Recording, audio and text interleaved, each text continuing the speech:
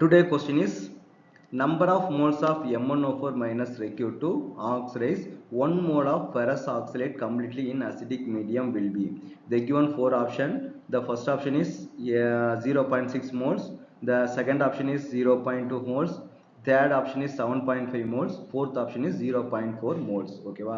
So இந்த question என்ன கொடுத்துருக்காங்க அப்படின்னு வந்து பார்த்தீங்கன்னா 1 mole ஃபெரஸ் ஆக்சலேட்டை வந்து பார்த்தீங்கன்னா ஆக்சைஸ் பண்ணுறதுக்கு எவ்வளோ MnO4 வந்து நமக்கு வந்து தேவை அப்படின்னு வந்து கொடுத்துருக்காங்க. ஓகேவா?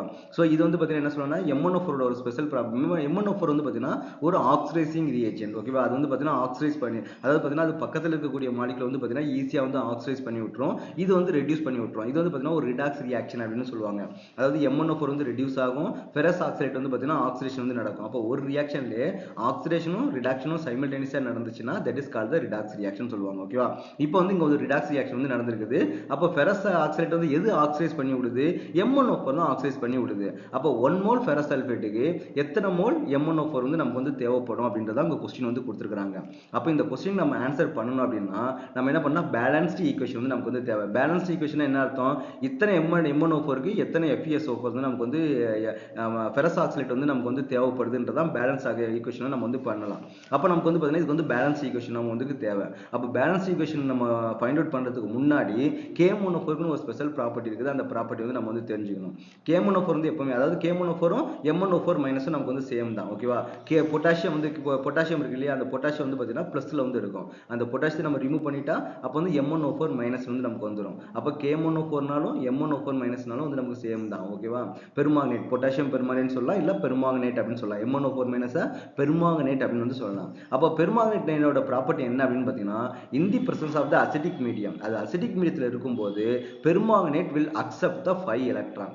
ஓகே, 5 எலக்ட்ரான் அக்செப்ட் பண்ணிட்டு அது Mn2+ வந்து நமக்கு வந்து மாறும். இதே வந்து பார்த்தீங்கன்னா ஒரு நியூட்ரல் கண்டிஷனாக இருக்குது, இல்லை மைல்டு பேசிக்காக இருக்குதுன்னா it will accept the 3 electron. அது 3 எலக்ட்ரான் அக்செப்ட் பண்ணிட்டு Mn4+ வந்து நமக்கு வந்து மாறும். இதே ஒரு ஸ்ட்ராங் பேசிக் கண்டிஷனாக இருந்துச்சு அப்படின்னா அந்த பெருமாங்கனேட் ஒரு எலக்ட்ரானை எடுத்துக்கிட்டு Mn6+ வந்து நமக்கு வந்து மாறும். அப்போ டிபெண்ட்ஸ் ஆன் த pH பொறுத்து, அது அசிடிக் மீடியமா, நியூட்ரல் மீடியமா, இல்லை பேசிக் மீடியமான்றதை பொறுத்து MnO4 அக்செப்ட் பண்ணக்கூடிய நம்பர் ஆஃப் எலக்ட்ரான்ஸும் வந்து பார்த்தீங்கன்னா நமக்கு வந்து சேஞ்ச் ஆகும். ஆனால் இங்கே கொஸ்டின் நமக்கு என்ன கொடுத்துருக்காங்க? இது வந்து அசிடிக் மீடியம் கொடுத்துருக்காங்க.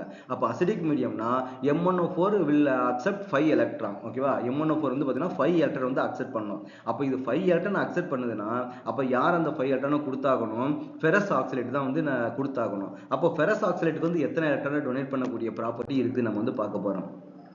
இப்போ இது வந்து நம்ம ஃபர்ஸ்ட் ஈக்குவேஷன் வச்சுக்கலாம். அப்போ MnO4 பெருமாங்கனேட்டு அது அசிடிக் மீடியத்தில் அதோட ப்ராப்பர்ட்டி என்னது? 5 எலக்ட்ரானை எடுத்துக்கிட்டு Mn2+ வந்து கன்வெர்ட் ஆகக்கூடியது. அப்போ அயன் ஆக்சைலேட் ஃபெரஸ் ஆக்சைலேட்டோட ப்ராப்பர்ட்டி என்னது?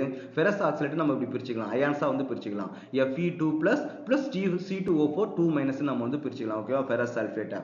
அப்போ அயனுக்கு வந்து எப்பவுமே பார்த்தீங்கன்னா ஒரு எலக்ட்ரானை டொனேட் பண்ணக்கூடிய ப்ராப்பர்ட்டி வந்து இருக்கும். அயன் வந்து எப்பவுமே Fe2+ வந்து Fe3+ கன்வெர்ட் ஆகிட்டு ஒரு எலக்ட்ரானை டொனேட் பண்ணக்கூடிய ப்ராப்பர்ட்டி வந்து இருக்கும். இது ஆக்சைலேட்டுக்கு வந்து பாத்தீங்கன்னா இது வந்து 2 எலக்ட்ரானை டொனேட் பண்ணிட்டு கார்பன் டை ஆக்சைடா வந்து மாறும். அப்போ மொத்தமா எடுத்துக்கிட்டா அப்போ ஃபெரஸ் ஆக்சைலேட்னு எடுத்துக்கிட்டா மொத்தமா அதுக்கு வந்து பாத்தீங்கன்னா 3 எலக்ட்ரான் வந்து டொனேட் பண்ணக்கூடிய ப்ராப்பர்ட்டி வந்து அதுக்கு வந்து இருக்குதுன்னு அர்த்தம். ஓகேவா?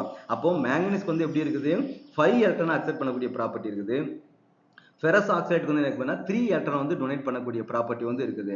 எப்பவுமே ஒரு ரியாக்ஷன்ல நம்பர் ஆஃப் டொனேட்டிங் எலக்ட்ரானும் நம்பர் ஆஃப் அக்செப்டிங் எலக்ட்ரானும் ஈக்குவலா இருந்தா தான் that is called the balanced equation. அப்போ இங்க வந்து நமக்கு என்ன இருக்குது? பேலன்ஸ்டா இல்ல. மேங்கனீஸுக்கு 5 எலக்ட்ரான்ஸ் தேவைப்படுது, ஃபெரஸ் ஆக்சைலேட்டால ஒன்லி 3 எலக்ட்ரான்ஸ் தான் டொனேட் பண்ண முடியுது. அப்போ இது பேலன்ஸ்டா இல்ல. அப்போ நம்ம இதை பேலன்ஸ் பண்ணா நம்ம என்ன பண்ணணும்னா அப்போ ஃபர்ஸ்ட் ஈக்குவேஷனை 3ஆல மல்டிபிள் பண்ணிடலாம், செகண்ட் ஈக்குவேஷனை 5ஆல வந்து மல்டிபிள் பண்ணிடலாம். ஓகேவா?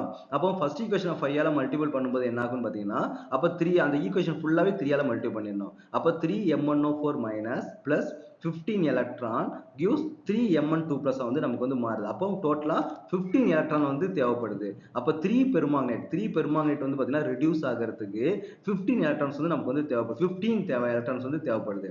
இப்போ இது அயனி அது என்ன பண்ணணும்? செகண்ட் ஈக்குவேஷன் நம்ம வந்து 5ஆல மல்டிபிள் பண்ணணும். அப்போ 5Fe2+ gives 5Fe3+ பிளஸ் வந்து என்ன இருக்கும்? 5 எலக்ட்ரான் மைனஸ் வந்து இருக்கும். இதே மாதிரி ஆக்சைலேட் என்ன பண்ணிடணும்? அதுவும் ரெண்டாவது ஈக்குவேஷன்ல ஒரு பார்ட் தான். ஓகேவா? சோ அப்ப அதையும் நம்ம வந்து 5ஆல மல்டிபிள் பண்ணும்போது 5 ஆக்சைலேட் gives 10 carbon di oxide plus வந்து 10 எலக்ட்ரான்ஸ் வந்து இருக்குது.